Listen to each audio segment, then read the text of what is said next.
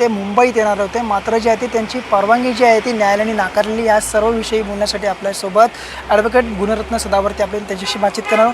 काय सांगाल की मनोज जरांगे यांची जी आहे ती परवानगी नाकारली कसं? माननीय मुंबई उच्च न्यायालयाच्या निर्णयाचं आम्ही स्वागत करतो. हा तो सोनियाचा क्षण आहे की मुंबई आर्थिक राजधानी आहे. या राजधानीला डिस्टर्ब करण्याचा जरंगेनं जो घाट घातला होता गणेश उत्सवाच्या काळामध्ये, गणेश भक्तांना एक मोठा दिलासा आहे.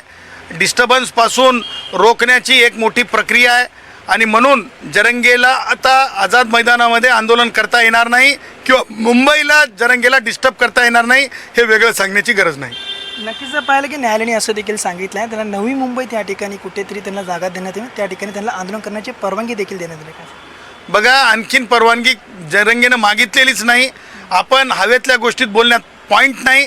आता मराठा भाऊसुद्धा समजून जातील की जरंगेचं जे काही सगळं वर्तन आहे ते असंविधानिक, बेकायदा, चुकीचं आहे आणि त्याच्यामुळं न्यायालयाने आज जे निकाल दिलेला आहे त्या निर्णयामुळं जरंगेसुद्धा कायदा किती मोठा असतो, कायद्याचे हात किती लांब असतात हे जरंगे समजून गेलेलं आहे. नक्कीच पाहिलं की जरांगे असं देखील म्हणतात न्यायालय आम्हाला नक्कीच न्याय देईल आणि आझाद मैदानामध्ये आम्ही आंदोलन करून राहणार असं देखील जरांगे आता म्हटलेलं आहे. मी काय सांगायला लागलो, ती वेळ तर येऊ द्या, न्यायालयात तर जरंगेला येऊ द्या.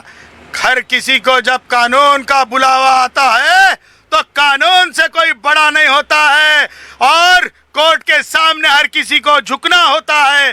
आधी जरंग्याला तिथं येऊ तर द्या, जरंग्याला कोर्टात येऊन त्याचं म्हणणं तर सादर करू द्या आणि त्याच्यानंतर बघूत की कायदा मोठा आहे की जरंग्याची लांबलेली जीभ मोठी आहे ते बघू आपण. नक्कीच पाहिलं आपल्यासोबत गुणरत्न सदावर्ती होते. नक्कीच पाहिलं त्यांनी जे आहे त्या सर्व विषय जे आहे ती माहिती दिलेली आहे. कॅमेरामॅन प्रतीक जाधव, अविनाश माने, NDTV मराठी, मुंबई.